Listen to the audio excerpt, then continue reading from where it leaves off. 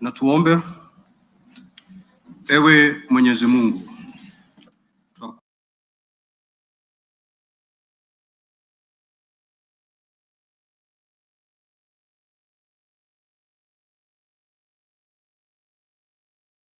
kusihi ututazame kwa neema nyingi na baraka na heri ya nchi yetu na wale ambao haja zao umezikabidhi mikononi mwetu.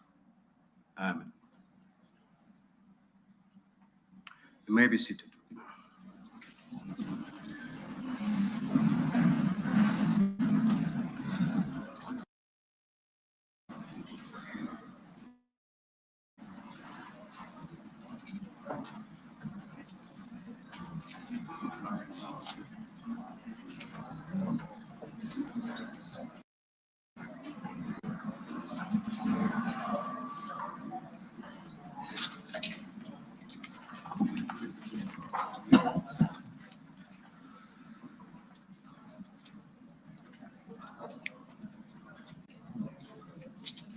Order, Honorable Senators.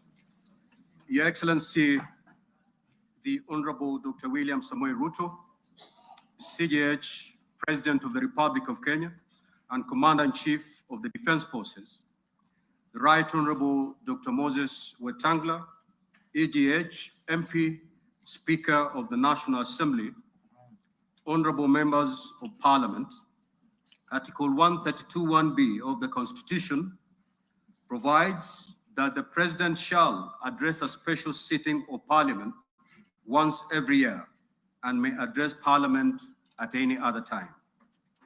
Article 132(1)(c) of the Constitution further provides that the President shall, among others, once every year report in an address to the nation all the measures taken and the progress made or achieved in the realization of the national values referred to in Article 10 of the Constitution. In addition, Article 247 of the Constitution requires the President, in his capacity as the chairperson of the National Security Council, to report to Parliament annually on the state of the security of the country. In this regard, the Chief of Staff and Head of Public Service, via the letter reference EOP/1 CAB.26/4A Volume 7/1, dated the 3rd of September 2025, informed the speakers of the Houses of Parliament of the intention of His Excellency the President to address Parliament. Consequently, and upon consultation, the address to Parliament by His Excellency the President was scheduled for today, Thursday, 20th November 2025.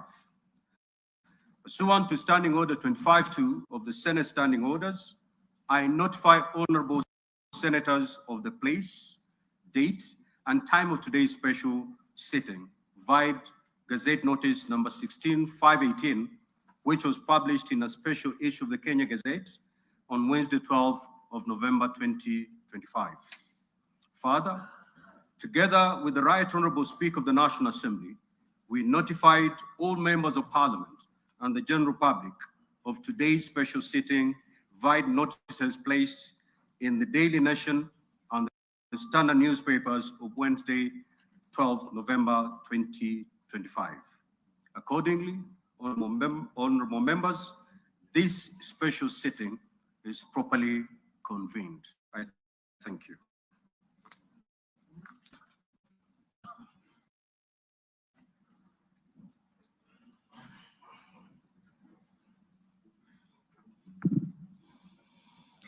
Your Excellency, Honorable Dr. William Samoei Ruto, CGH, President of the Republic of Kenya and Commander-in-Chief of the Kenya Defense Forces, the Right Honorable Amason Kingi, EGH MP, Honorable Speaker of the Senate, Honorable Members of Parliament, members of the Diplomatic Corps, distinguished guests, ladies and gentlemen.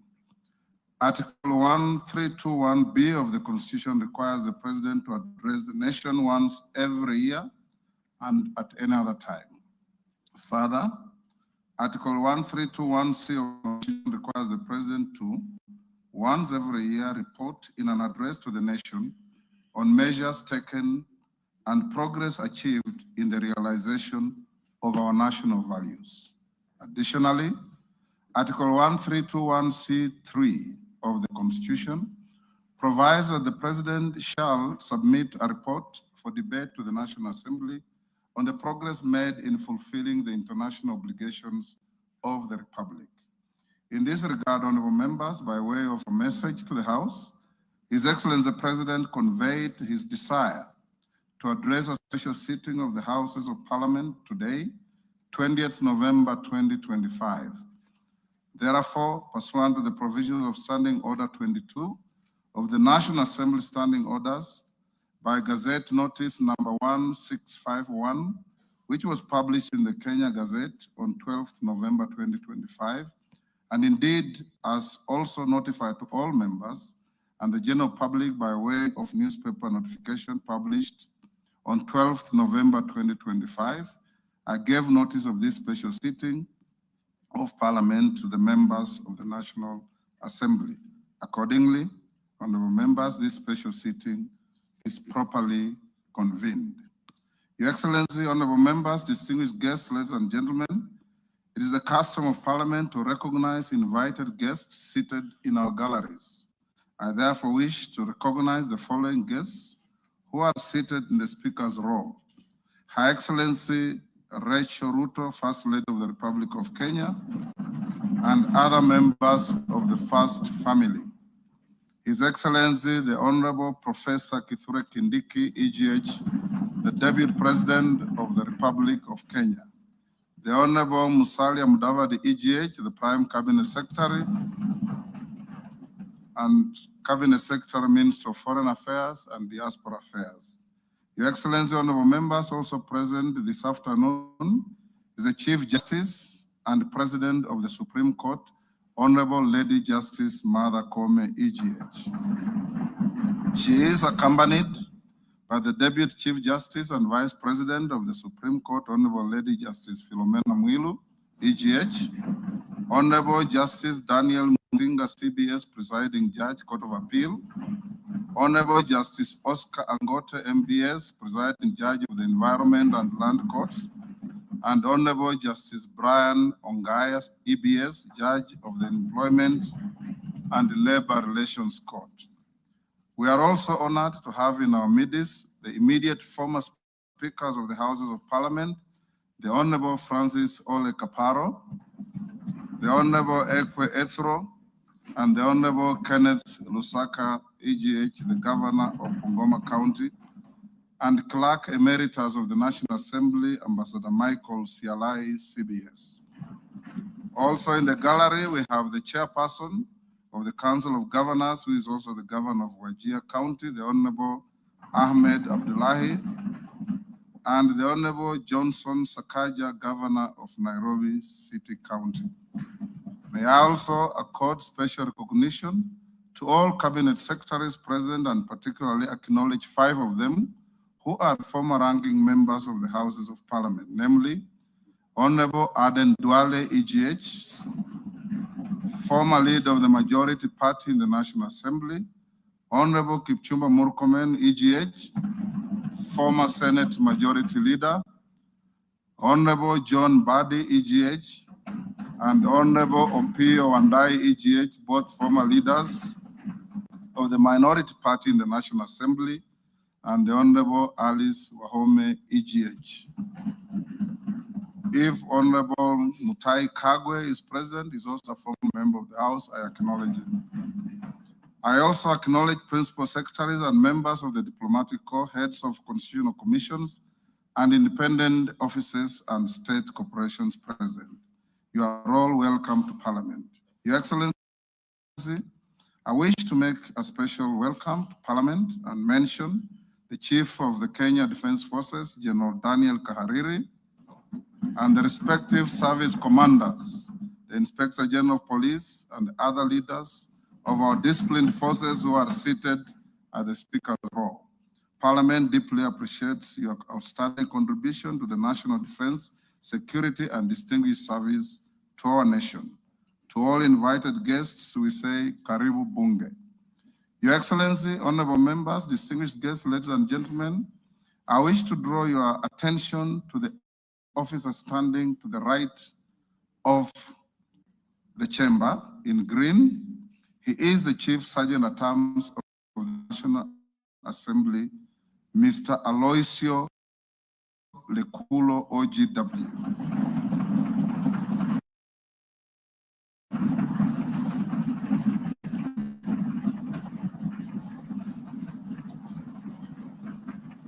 Your Excellency, this special mention of this gallant son of Kenya is for the reason that he comes from the smallest community in our nation, the El Molo community.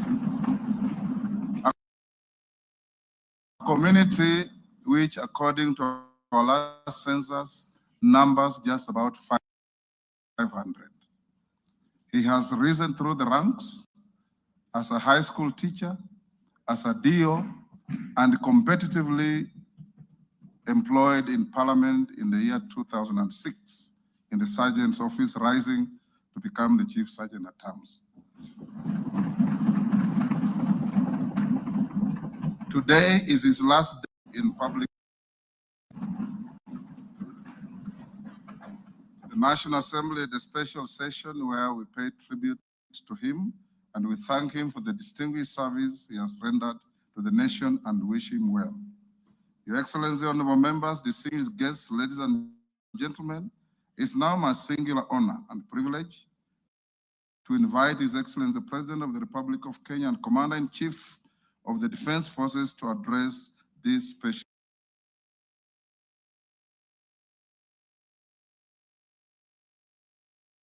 sitting of Parliament. Your Excellency, you're most welcome.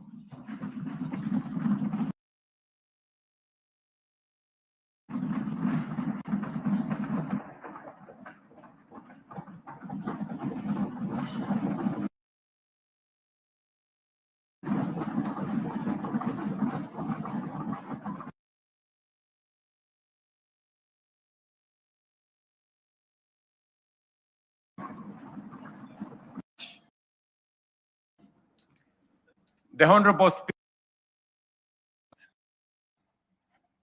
the Honorable Members of the National Assembly and Senate, the Chief Justice and the leadership of the Judiciary, Cabinet Secretaries, Your Excellencies, distinguished guests, fellow citizens, ladies and gentlemen.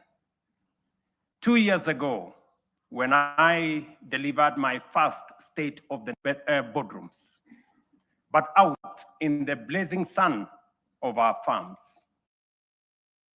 in the dust of construction sites where our affordable homes now rise, and in the grit of our community health workers, doctors, medical professionals who refuse to surrender in the quest for universal health coverage.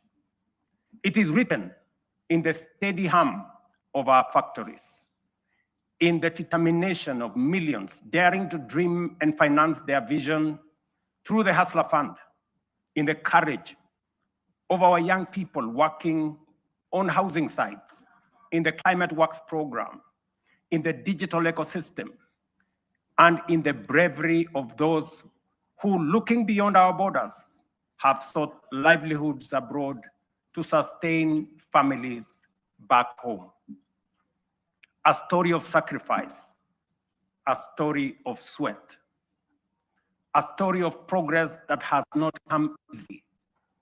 It is a story you can see in the numbers, feel in the homes, and trace in the lives transformed across our republic.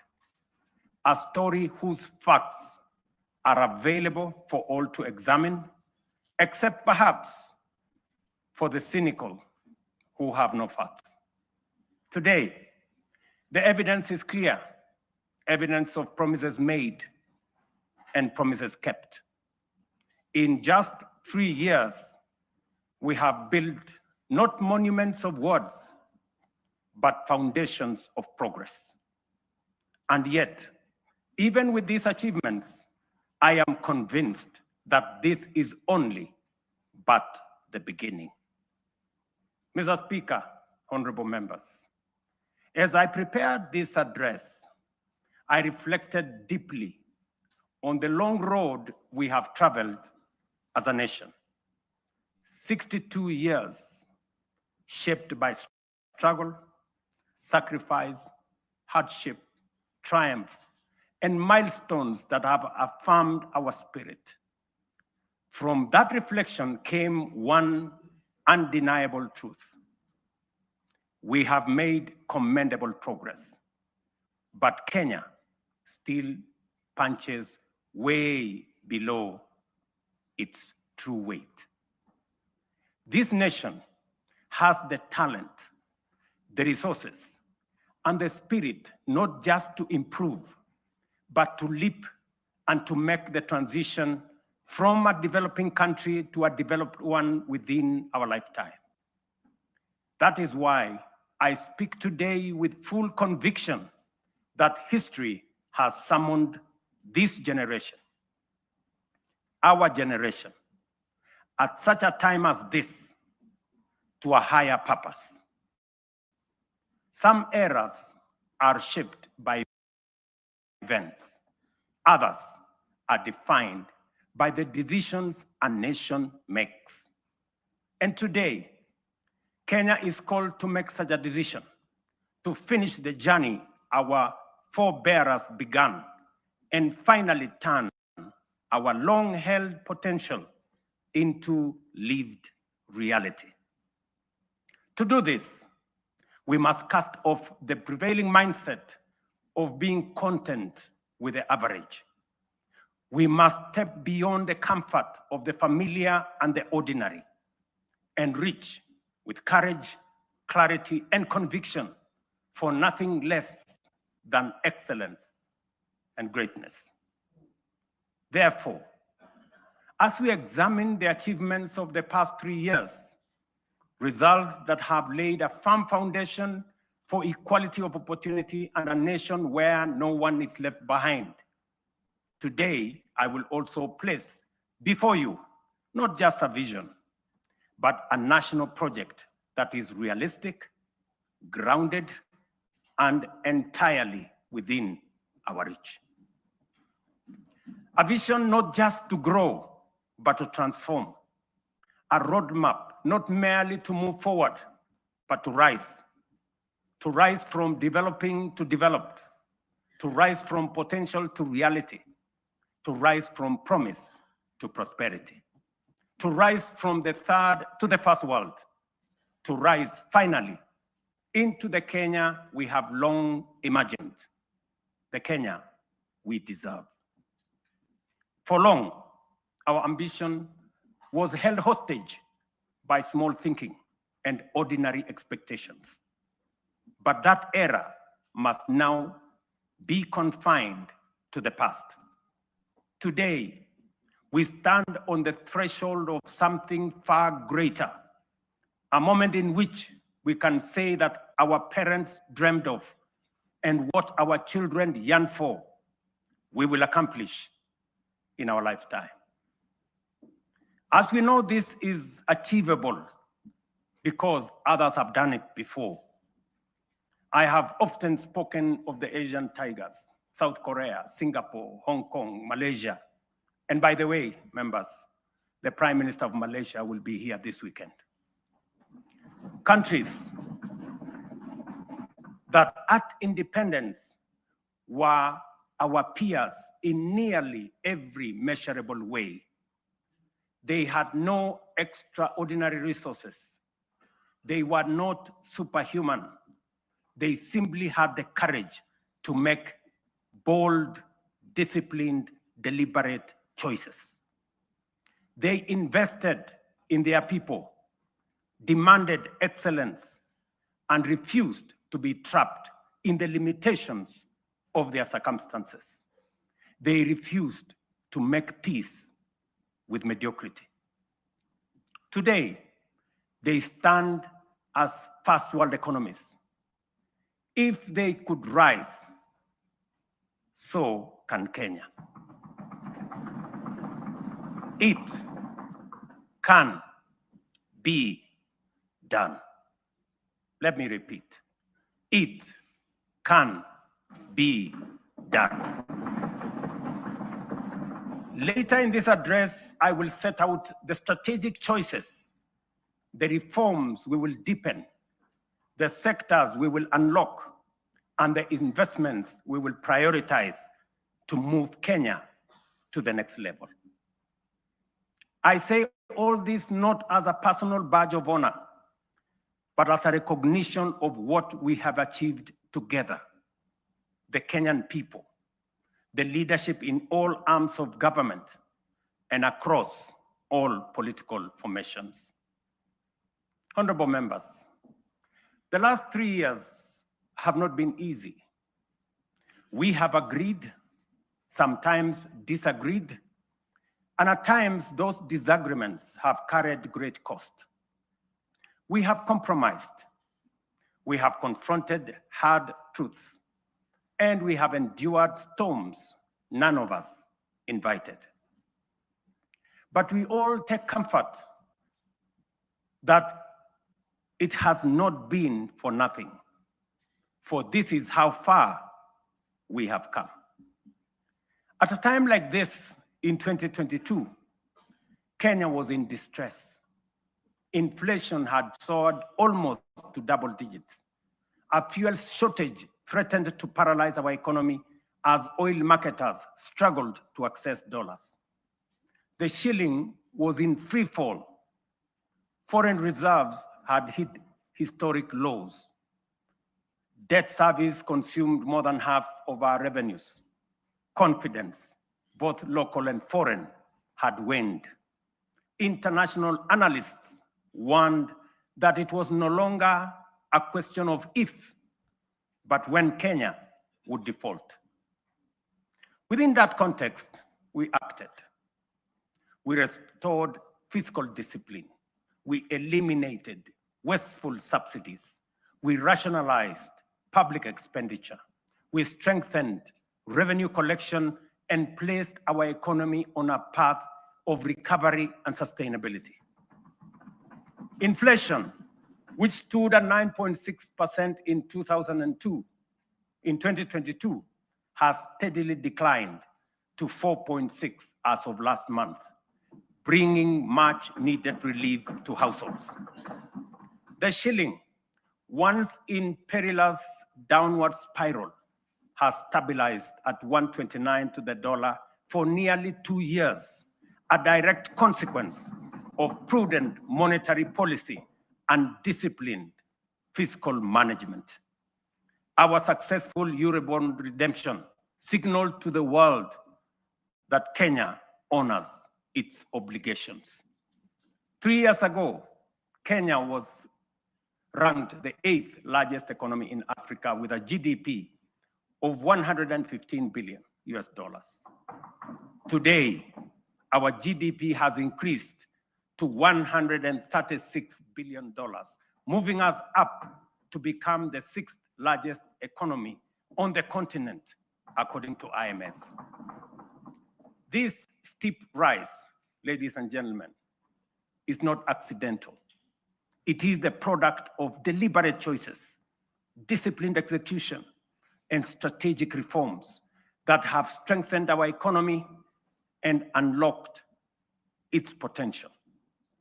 Our foreign reserves have surpassed US dollars 12 billion, the highest in independent Kenya. This has restored certainty, cushioned our economy from external shocks, and restored investor confidence. International markets have taken note.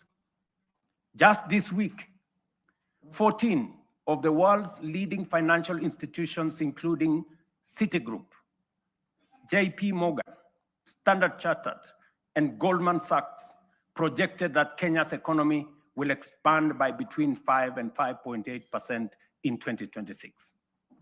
This confidence is anchored in solid fundamentals: lower credit costs, rising exports, improved household spending driven by low inflation, and a broadly stable macroeconomic environment. Standard & Poor's has upgraded Kenya's sovereign credit rating from B- to a firm B, our first upward revision in many years, signaling renewed international confidence. This upgrade lowers our risk profile, attracts more investment, and reduces borrowing costs for both government and the private sector. Fellow citizens, our foreign direct investment has more than tripled from US dollars 463, or about 60 billion shillings in 2021, to US dollars 1.5 billion, almost 195 billion Kenya shillings in 2024. In the last 36 months, over 300 new businesses, including 500 foreign companies, have registered and set up shop in Kenya, reflecting renewed confidence and improved ease of doing business. The Nairobi Securities Exchange has recorded a powerful resurgence, now recognized as one of the best performing emerging markets globally. Since January 2025, investor wealth has grown by over 1 trillion shillings, driven by a broad share price rally that has reestablished the Nairobi Securities Exchange as a premier asset class. The NSE is on track for its strongest performance in over a decade, building on last year's remarkable gains. This renewed vibrancy is a clear vote of confidence in Kenya's direction and in the reforms we have undertaken. In short, Mr. Speaker, honorable members, the world's most respected economic assessors and market sentiment are affirming that what we already know, that our economy is strengthening, our prospects are brightening, and confidence in Kenya is rising.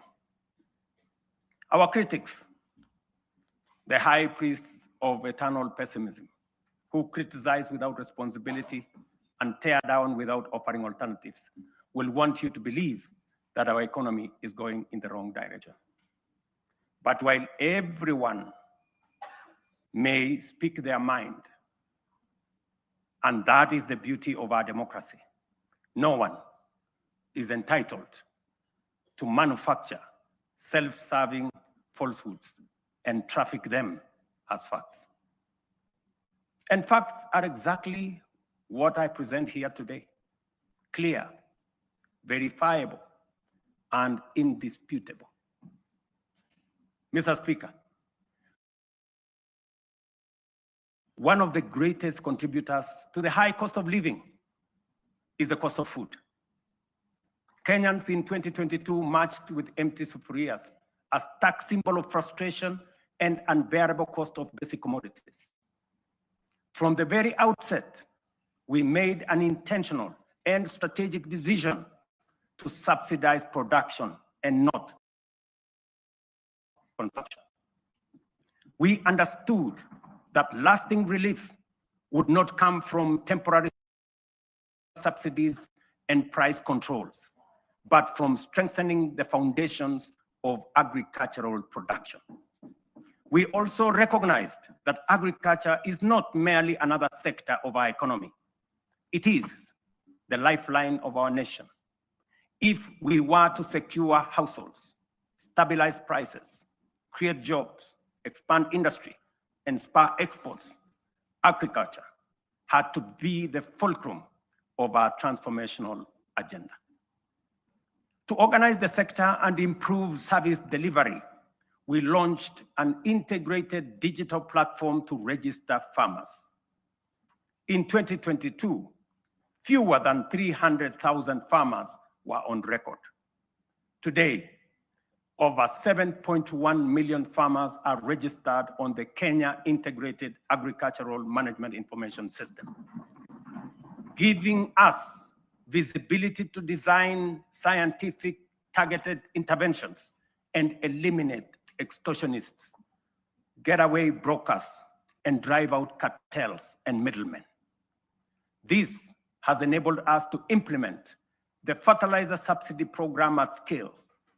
To date, over 21 million bags of affordable fertilizer have been distributed, reducing the price by nearly 2/3 and saving farmers Kenya shillings 105 billion so far. This year alone, we delivered 7 million bags of fertilizer and 35 million kilos of certified seed.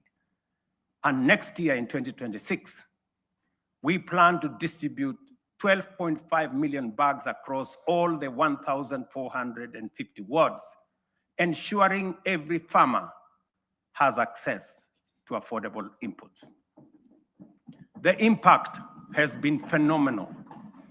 Productivity in all our agricultural sectors has gone up. National maize harvests have risen from 44 million bags in 2022 to 67 million bags in 2024, setting the stage for a historic harvest this year of 70 million bags. The results are visible in markets and homes. The price of a 2-kilogram packet of flour has fallen from what it was 250 in 2022 to as low as 130 today. For millions of households, this is meaningful daily relief. The transformation across our value chains is equally compelling. Tea production has grown, with earnings rising from Kenya shillings 138 billion in 2022 to Kenya shillings 215 billion in 2024, a 56% increase. The coffee sector, once on the brink of collapse, is roaring back. Nearly 50,000 seedlings have been distributed. Earnings have risen from an average of Kenya shillings 70 per kilo to now between 120 and 150 shillings per kilo. We are on track to increase exports from 48,000 metric tons to 60,000 metric tons this year, and projected to reach 150 million tons in 3 years' time. Edible oils acreage under production expanded by 90% between 2022 and April 2025, cutting the edible oil import bill by 17 billion in 1 year. By 2027, we aim to halve this bill, saving Kenya nearly 60 billion in foreign exchange. Cotton production has nearly tripled. Cashew nut yields have grown following the distribution of 900,000 seedlings, and so has coconut output after the provision of 1 million seedlings. The sugar sector, long troubled, is now stabilizing. Area under cane is up by 200,000 acres. Production has surged 76% to over 815,000 metric tons. Imports are down 70%. To secure this process, we have leased Nzoia, Mohoroni, Soni, and Chemelil factories to competent private sector operators. Our livestock value chain is rising. Leather exports are up 56% to Kenya shillings 2.5 billion. Local shoe production now exceeds 11 million pairs, and meat exports have grown 45% to 12.5 billion. In dairy, milk production has surged to 5.3 billion liters, while exports have nearly doubled to 9.4 billion. Dairy farmers' support has enhanced with the installation of 230 new milk coolers. Nearly 8 million animals have been vaccinated, and Kevevapi has produced a record 94 million vaccine doses, which are used locally and also exported to our neighbors in the region. We have reduced the cost of semen from 8,000 shillings per dose to 1,000 for our dairy farmers. The outcome of these reforms is unmistakable. We have enhanced food security, raised farmer incomes, driven agro-industrialization, and expanded Kenya's export footprint. This is the transformation we promised, now unfolding across our nation, fulfilling the national values and principles of governance, particularly sustainable development, as required under Article 10 of our Constitution. Constitutional duty that I report to this House today. Mr. Speaker, honorable members, let me now turn to healthcare, the foundation of human dignity and the heartbeat of every nation that chooses compassion over neglect. Over the last 3 years, we have undertaken the most ambitious transformation of health system independence. Reforms rooted in equity, powered by innovation, and guided by a simple conviction that every Kenyan, wherever they live and whatever their means, deserves equal care. 27 million Kenyans are now registered in SHA, more than triple the number ever reached by the former NHIF. This is a demonstration that leaving no one behind was and is not a slogan. It is a promise on course to fulfillment. Additionally, more than 10,000 health facilities across the country have signed in to serve under this new system. But honorable members, real healthcare begins long before patients reach a hospital. That is why in September 2023, we deployed 107,000 community health promoters, the largest primary health workforce in our history, trained, equipped, and present in every ward in all our 47 counties. Their impact has been extraordinary. Consider 3 statistics. 8.9 million households have so far been visited.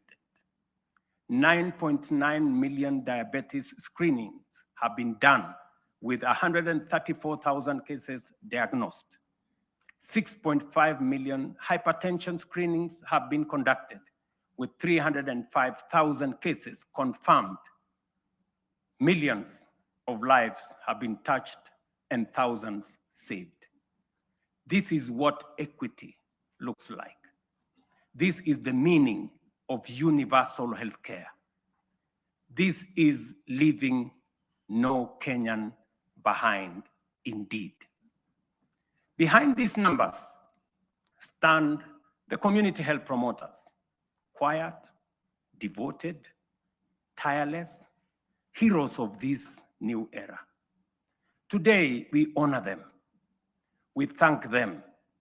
To them, we say Kenya is healthier because of you. Mr. Speaker, when I promised that those unable to pay would be supported by government under UHC, the cynics scoffed as usual.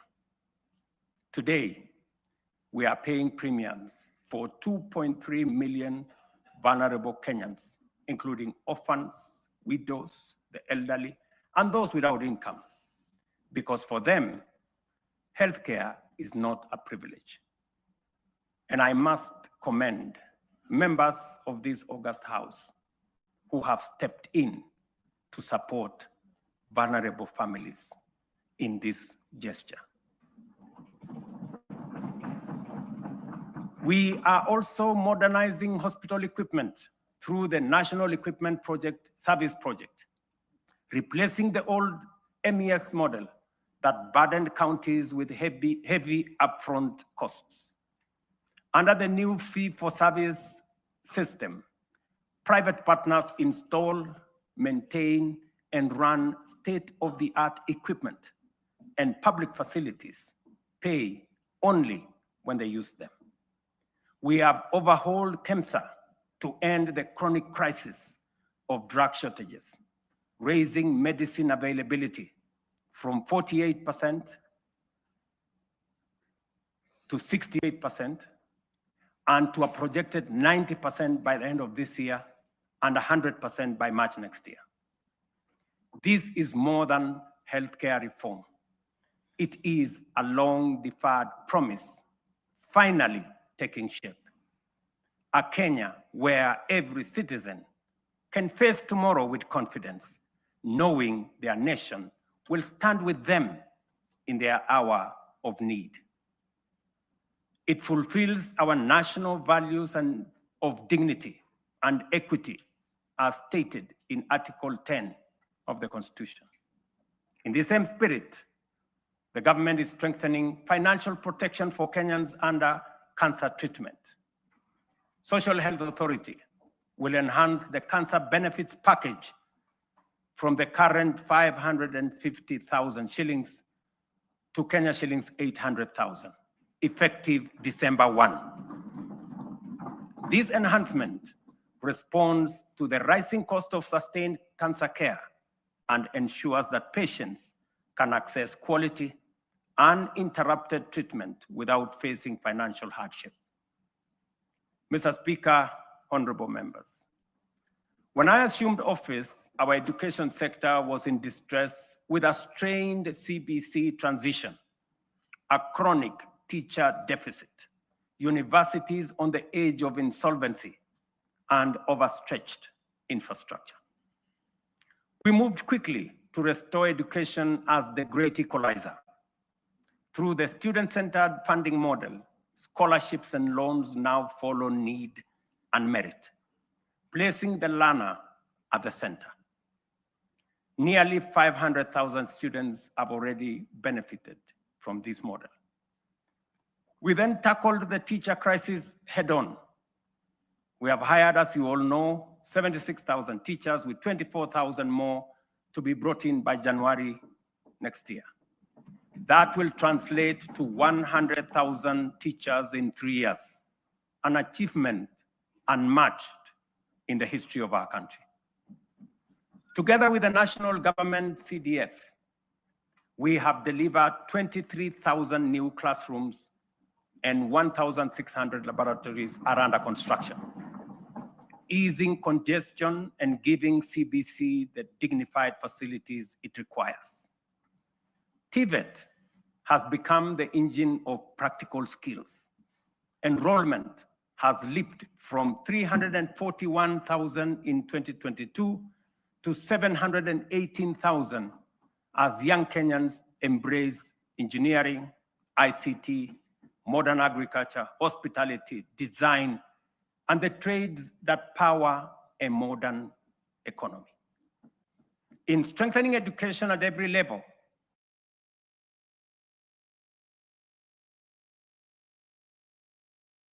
we are giving life to the national values in Article 10, especially equity, human dignity, and sustainable development, ensuring every child has a fair chance to rise.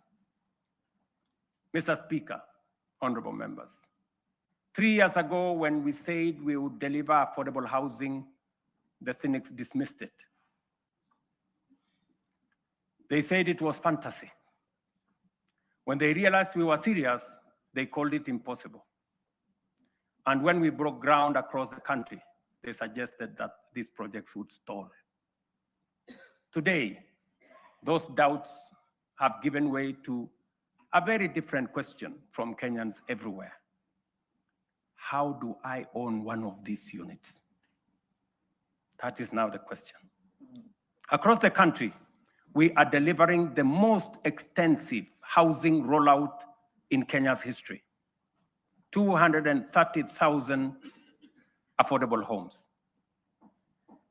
And we meet student needs.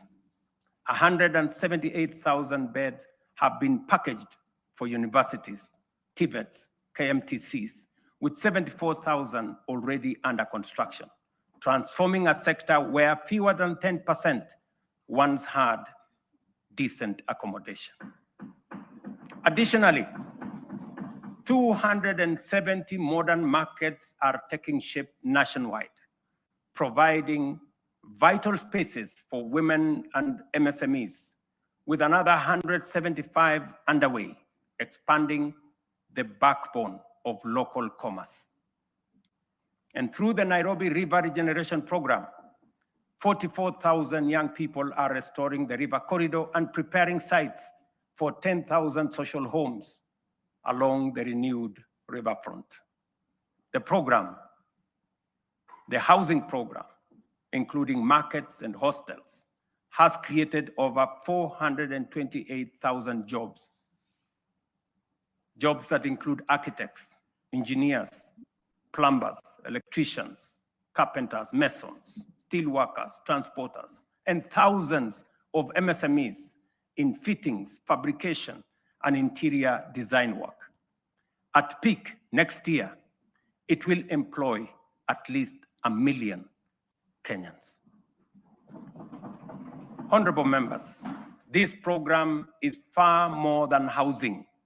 It is a national empowerment engine, creating jobs, formalizing the informal sector, revitalizing micro, small, and medium enterprises, restoring our environment, and building resilient communities. It advances equity, dignity, and sustainable development, the very values anchored in Article 10 of our Constitution. Mr. Speaker, honorable members, allow me to turn to a sector that carries the hopes of nearly every Kenyan family, our micro, small, and medium enterprises. MSMEs are the backbone of our economy, the engine room of innovation, and the daily hustle of more than 15 million Kenyans. For decades, access to affordable credit trapped millions in frustration. Without collateral, there was no loans. For the millions blacklisted, every door of opportunity was shut. And when banks refused to take a chance, their dreams simply stalled. As promised, we broke that cycle. The Financial Inclusion Fund, the Hustler Fund, now stands as the largest financial inclusion program since independence, extending over 80 billion shillings to 7 million Kenyans. And those who were blacklisted, the 7 million once blacklisted Kenyans, have since repaired their credits. 3 million small businesses and their owners, previously locked out of the formal finance, are now banked. And 2 million Kenyans are now frequent borrowers. Today, through the Hustler Fund Bridge Facility, 800,000 entrepreneurs are accessing up to 150,000 shillings each without collateral to expand and grow their businesses. But honorable members, credit alone is not enough. Many young people do not lack ideas, they lack opportunity. That is why we launched Nyota, the National Youth Opportunities and Transformation Agenda, one of the most ambitious youth empowerment programs in our history. Over the next 5 years, Nyota will uplift 820,000 unemployed young people through apprenticeship, recognition of prior learning, entrepreneurship grants, digital skills training, and support savings. When the program is fully implemented, it will have placed 90,000 young people into work or enterprise, certified 20,000 into different skill areas, capitalized 110,000 businesses, and matched savings for 190,000 savers, while building capacity of 600,000 more to undertake government procurement under the ACBO program. Ladies and gentlemen, over the past 3 years, our digital transformation agenda has become one of the most powerful engines of renewal.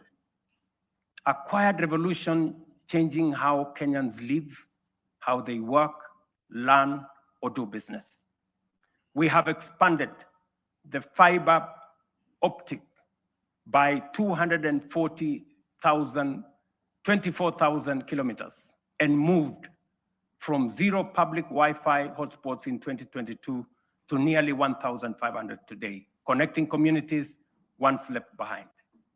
We have set up 300 digital innovation hubs with 400 in the pipeline, gateways where ideas grow and enterprises begin.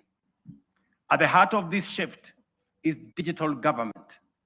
From less than 400 services on eCitizen to 22,500, we have delivered one of the fastest digital migration in the world. Access is easier, efficiency higher, leakages sealed, and corruption pushed out. And as our young people are driving it, nearly 2 million have been trained in digital skills, and 300,000 now earn a living online through Ajira, Jitume, and our expanding business process outsourcing sector. Mr. Speaker, having set out the work of the last 3 years, it would be easy, almost comfortable, to pause, congratulate ourselves, and settle into the warmth of modest progress. But comfort is how nations stall. It is how Kenya once slowed while the Asian tigers raced ahead. We cannot allow that. We will not allow that. And we must not allow it. Because this moment demands more of us. More courage, more ambition, and a refusal to settle for the ordinary. As I said earlier, we often speak of the Asian tigers with a reference that makes their rise seem like a miracle from a distant world. We marvel at how they journeyed from poverty to industrial powerhouses, from aid recipients to exporters of world-class goods. And we ask, what secret advantage did they have? History answers us plainly. They had none. Their rise was not magic. It was intentional and crafted through leadership, discipline, strategic investment, and uncompromising rejection of mediocrity. Their stories begin in ruins. The example of post-war Japan, with barely 2,000 kilometers of paved road, and South Korea, whose GDP per capita was nearly identical to Kenya's at independence. Today, Japan commands over 1.1 million kilometers of paved roads, while Kenya has 22,000, 62 years after independence. South Korea's GDP per capita now exceeds $36,000 compared to our own $2,200. These comparisons are not meant to indict us, but to demonstrate what becomes possible when a nation chooses ambition over resignation. From their journeys, clear lessons emerge. These nations set aside small dreams and integrated boldly with global markets. They built first world infrastructure in what was third world environments.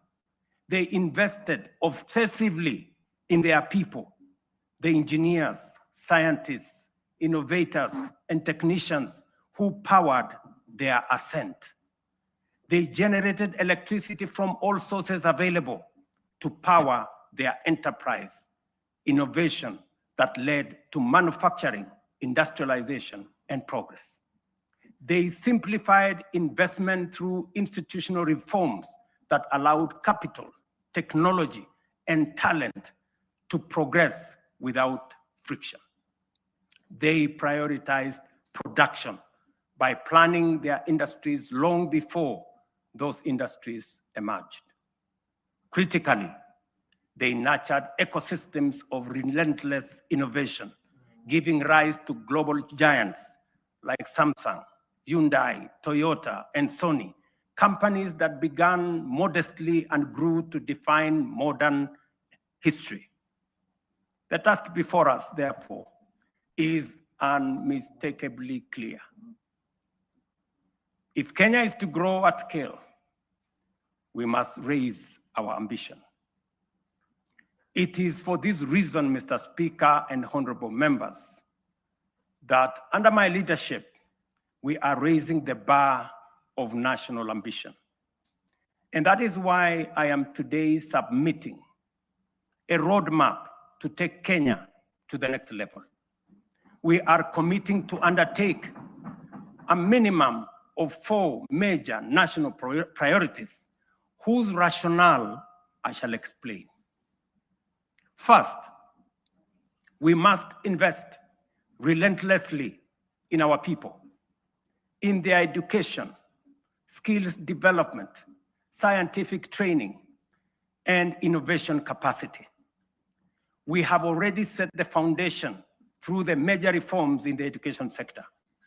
We have increased the education budget from 490 billion in 2021 to over 700 billion this year, which has facilitated better infrastructure in our education system, more teachers and trainers, and enhanced funding for our colleges and universities.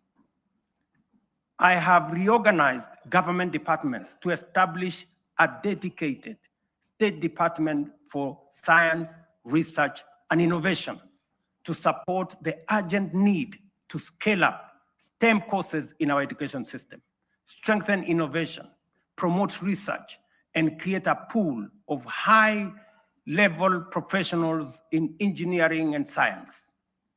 This structure will also help actualize the 2% research fund needed to make this ambition a reality.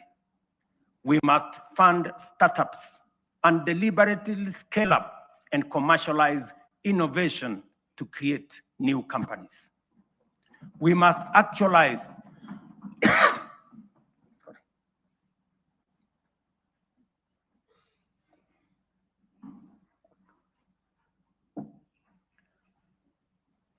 We must actualize the National Research Fund, moving from the current 0.8% of GDP to 2% of GDP. This leaves us with a shortfall today of 180 billion. Progressively, we should grow the fund to 1 trillion over the next 10 years. We will mobilize domestic public resources, private investment, venture capital, and other private sector financing to drive this effort, because no nation rises above the abilities of its citizens. Let me repeat that.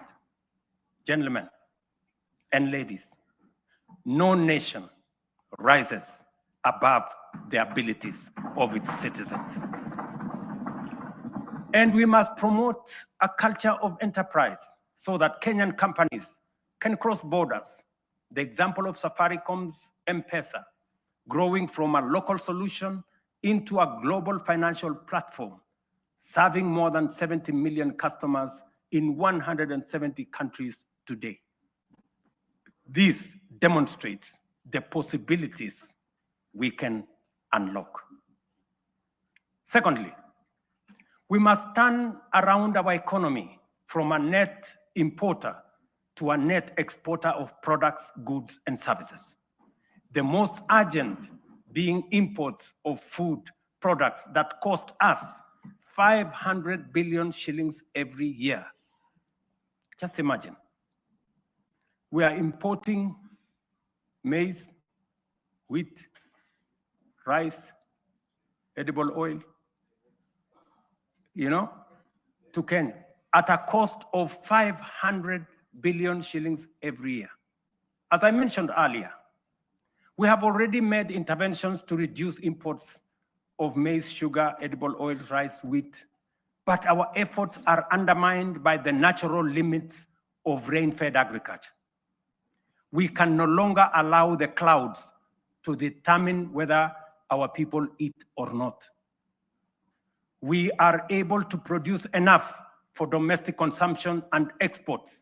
Expanded modern irrigation is now necessity and the only path forward. We are endowed, ladies and gentlemen, honorable members, with arable land, yet we all know only 15% of Kenya can support rain-fed agriculture. And this limited area is what we have relied on to feed the entire nation. While 85% of Kenya does not receive sufficient rainfall, if we harvested and stored rainwater, we can bring vast arable lands in these arid and semi-arid regions into productive use. With the dams, we can transform our arid and semi-arid areas into hubs of agricultural production, even in the absence of rainfall. We must never give up on the potential of these regions simply because they receive little rain. And we must never confuse the lack of rain with the lack of water. This is why we must build at least 50 mega dams nationwide, alongside 200 additional medium and small dams and thousands of micro dams to collect and store water, not only to secure our food supply, but to bring at least 2.5 million additional acres under irrigation within the next 5 to 7 years.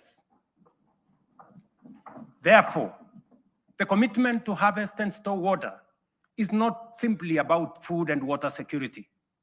It is a strategic, nation-shaping investment, one that underpins our aspiration to be a net exporter of agricultural products, underpins economic independence, rural prosperity, and sustainable development. The Ministry of Water and Sanitation and Irrigation, alongside all relevant agencies, have already mapped out precise locations of these dams. These projects span the breadth of our republic. Sorry.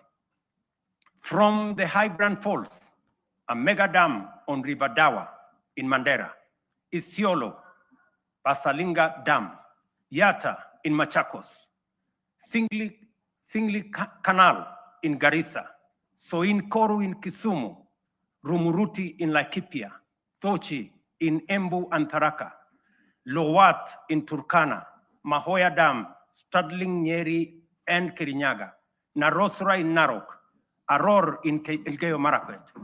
Others include Ndarugu in Kiambu, Kokwanyo in Homa Bay, Rare in Kilifi, Tongaren in Bungoma, and many more strategic sites nationwide.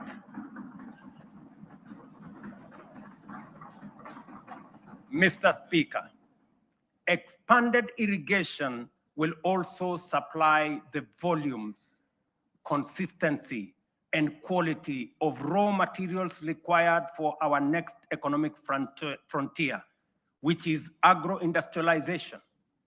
Irrigation will produce the raw materials, and our SEZs, EPZs, and county aggregation and industrial parks will convert them into high-value products for national, regional, and global markets. Honorable members, energy is the lifeblood of any modern economy. No nation has developed without abundant, reliable, and affordable power. This is our third national priority. Although we have an installed capacity of 3,300 megawatts, the intermittence of solar and wind means our farm capacity is only 2,300 megawatts, far below what the Kenya of the present, let alone tomorrow, will require. To drive domestic electrification, industrial manufacturing, e-mobility, green industrialization, digital expansion, and a technology-enabled future, we must dramatically expand power generation. Kenya is blessed with diverse largely underexploited renewable sources, including geothermal, solar, hydro, wind, and nuclear. To undertake large-scale value addition, agro-processing, manufacturing and industrialization, sufficient, affordable, and reliable energy is a top imperative. Modern technologies such as data centers and artificial intelligence require large-scale energy supply. To modernize our economy, leverage on technology to create new opportunities, and to turn our agriculture and natural resources into products, manufacturing and industrialization consume many megawatts of energy. As a result, we have to generate an additional 10,000 megawatts in the next 7 years, so as to move our country to the next level and undertake the transition necessary for our growth. Our fourth national priority is transport and logistics. As the region's economic and diplomatic hub, home to the United Nations' largest office and only office in the Global South, and the sixth largest economy in Africa, Kenya must maintain world-class seaports, airports, highways, and digital corridors. Efficient transport and logistics are the backbone of our competitiveness. They accelerate national development, connect products to markets, move goods and services, lower the cost of doing business, and will reinforce Kenya as the aviation and commercial capital of East and Central Africa. History teaches us that nations rise on the strength of transport and logistics. Japan's post-war revival, enabled by strategic road expansion, is a clear example. From only 2,000 kilometers of road, they constructed over 1 million kilometers of paved road in 7 decades. We in Kenya, you know, we have only constructed 22,000 kilometers over a relatively similar period. To scale up, ladies and gentlemen, honorable members, our transport and logistics program, the Ministry of Roads and Transport have already mapped out a comprehensive network of 2,500 kilometers of highway for dualing and 28,000 kilometers of road to be tarmacked over the next 10 years. We will onboard private-public partnership in the modernization of Jomo Kenyatta International Airport, Mombasa and Lamu Airport, and sort out the challenges facing Kenya Airways by next year. This work is already in progress. Next week, I will launch the dualing of the 170-kilometer Rironi, Naivasha, Nakuru, Mau Summit road. On the same day, I will break ground on the dualing of the 58-kilometer Rironi, Mai Mahiu, Naivasha road. The gridlock that paralyzes these roads every day, especially on weekends and holidays, will soon, by God's grace, be a thing of the past. Additionally, roads earmarked for dualing include Muthaiga Kiambu Ndumberi, Machakos Junction Mariakani, Mau Summit Kericho Kisumu, Kisumu Busia, Mau Summit Eldoret Malaba, Athi River Namanga, Karatina Nanyuki Isiolo, Makutano Embu Meru Maua, Mtwapa Malindi Mombasa, all the way to Lungalunga, Kericho Kisii Migori Isabenia, and Nakuru Nyahururu Karatina Kisii Oyugis Ahero. The northern bypass, James Gishuru roads, Bomas Karen Gong, and Bomas Ongata Rongai Kiserian, including Gong Isinya and Naivasha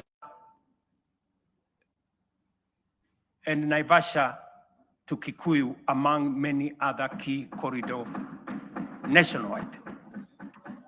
This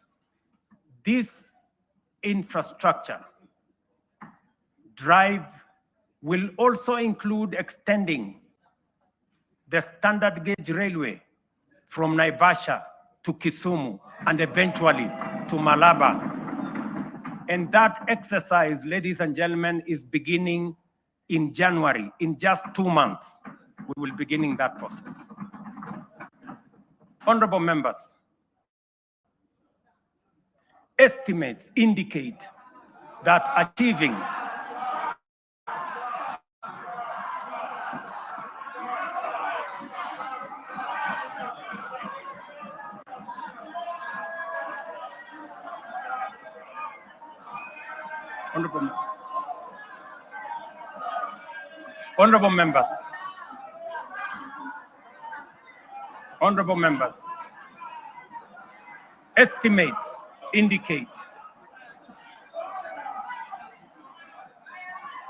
Honorable members,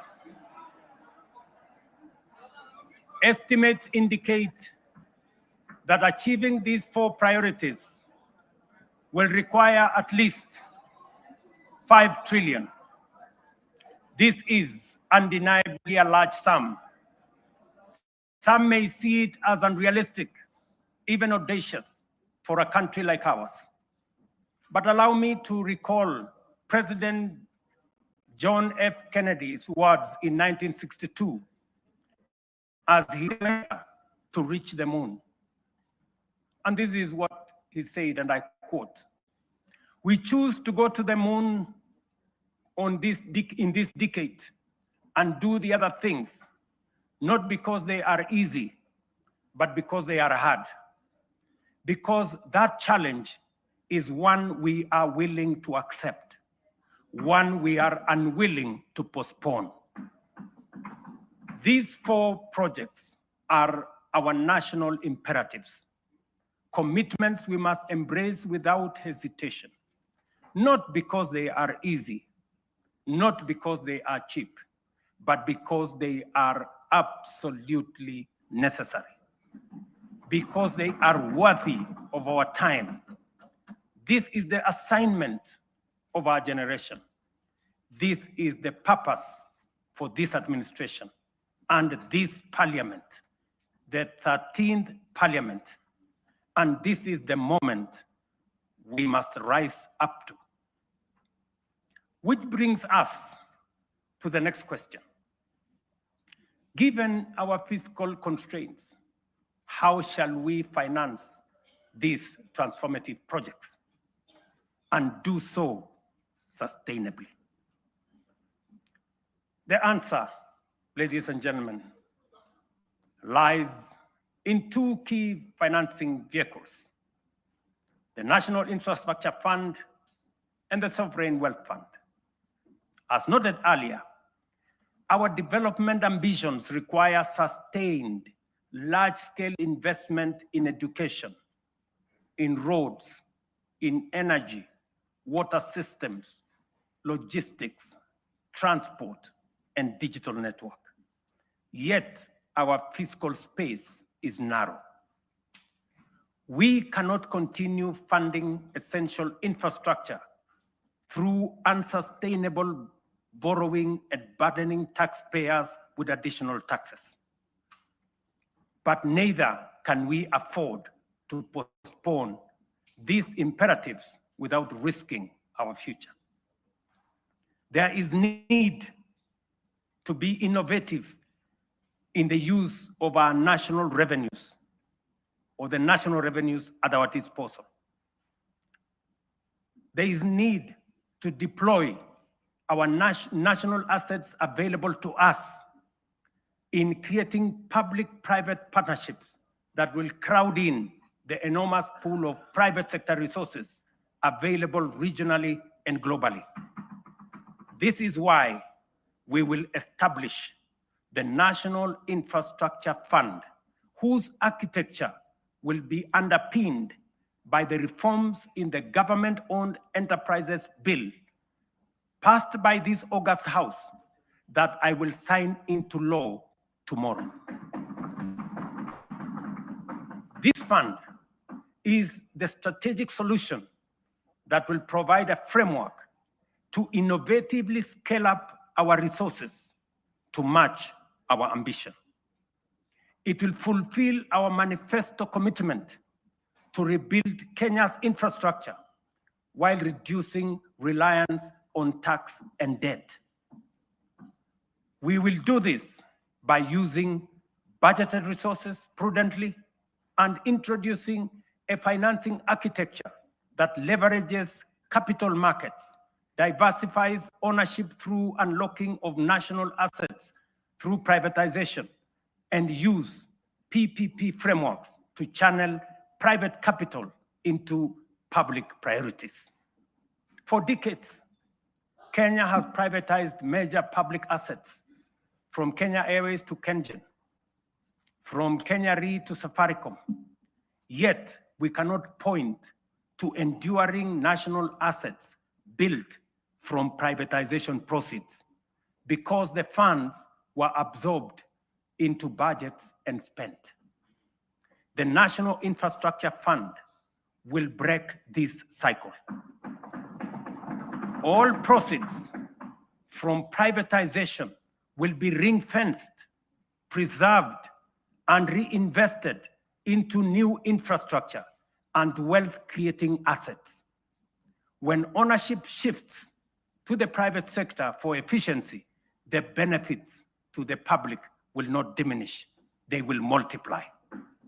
For every shilling invested from privatization proceeds, we aim to attract 10 shillings from long-term investors drawn from pension funds, sovereign partners, private equity, and development finance institutions. This multiplier will allow us to build critical infrastructure without adding to tax or debt burden. This model is proven. Australia's Future Fund, Singapore's Temasek, and UAE's Mubadala demonstrate that commercially run public investment funds can grow national wealth and deliver transformative infrastructure. The National Infrastructure Fund is therefore more than a financing tool.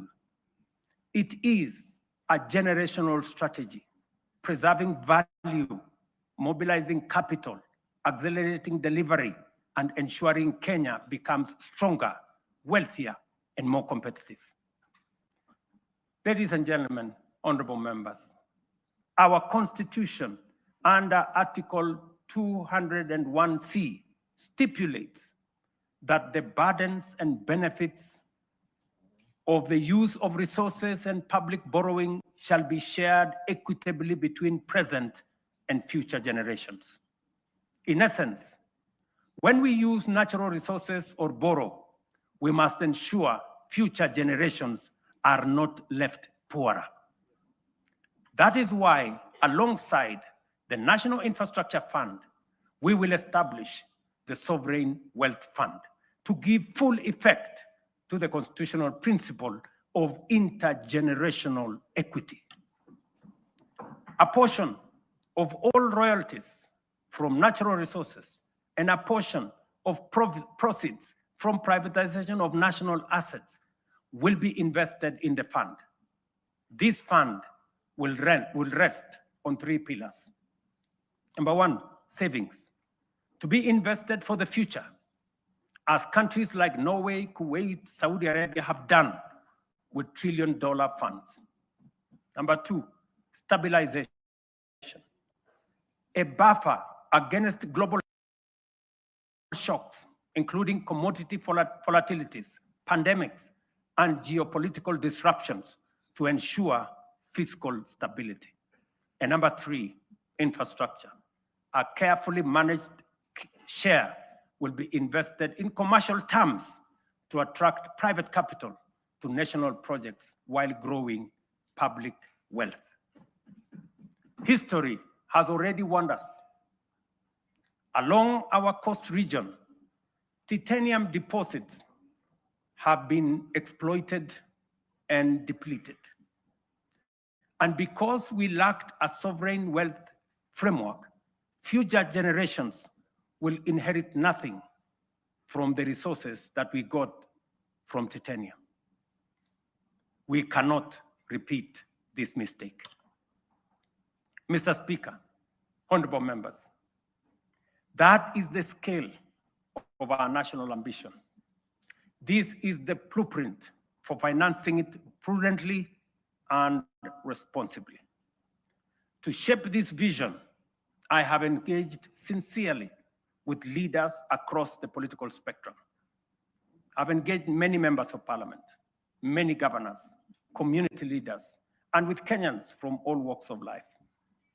I discussed this vision with the late Right Honorable Raila Amolo Odinga in the presence of Professor Anyang' Nyong'o, who reminded me that no nation has industrialized without roads, energy, and food security. I have engaged former President Uhuru Kenyatta, who emphasized the necessity of scaling up infrastructure investments. Honorable members, allow me to express profound gratitude to the 13th Parliament for your outstanding contribution, your foresight, your consistency, focus, and commitment on what is good for Kenya. The progress made in the last 3 years would not have been possible without your legislative agility, principled oversight, and commitment to national interest. When the history of this generation is written, this House, the 13th Parliament, will occupy a full and proud chapter. Your decisions are recorded not only in debates or statutes, but in the lives lived, progress of every Kenyan that has been achieved. For this, I extend my deepest gratitude and appreciation. I also extend heartfelt thanks to hard-working Kenyans who have diligently fulfilled their civic duty to the nation, giving life to the constitutional values of equity, social justice, and sustainable development. You Kenyans have shouldered the weight of nation building. Future generations will feel the impact of your sacrifice, and they will honor you as the generation that helped change the trajectory of our republic. As I conclude, I reiterate that those of us in leadership must bear in mind one critical lesson. Leaders are not ultimately judged by the vision they carry, or the statements they make, or the mantra they repeat. They are judged by the actions they take, the values they generate, the difference they make, and the impact they leave in the lives of the people. Mr. Speaker, honorable members, let history record that this generation refused to be timid, that we chose ambition over fear, action over excuses, and progress over false comfort of low expectation. Let it be said that when Kenya stood at crossroads, we reached for the higher path. The work ahead is formidable, but so is the Kenyan spirit. This is our moment to lift Kenya to the next frontier. This is our moment to shape a nation worthy of its promise. This is our moment to rise. Honorable members, it is now my pleasure to submit to Parliament the following 3 reports as required by the Constitution. Number 1, reports on all measures taken and progress achieved in the realization of the national values as I have espoused. Number 2, report on progress made in fulfilling the international obligations of the Republic. And number 3, the report of the state of security of the country. Now, therefore, I hand over the reports to the Speaker of the Senate and the Speaker of the National Assembly, and I thank you for your attention. God bless you, and God bless our great country, Kenya.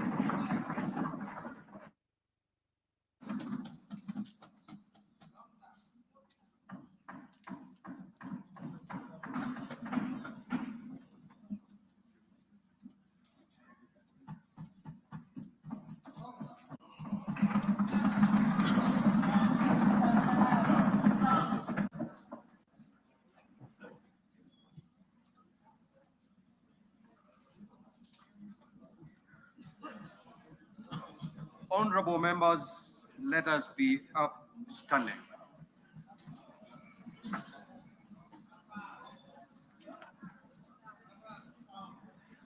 Your Excellency the President, Right Honorable Speaker of the National Assembly, honorable members and distinguished guests, we have now come to the conclusion of the business of the day, and it is now time to adjourn. The Senate stands adjourned until Tuesday, the 25th of November, 2025 at 2:30 p.m. in the Senate chamber. Thank you.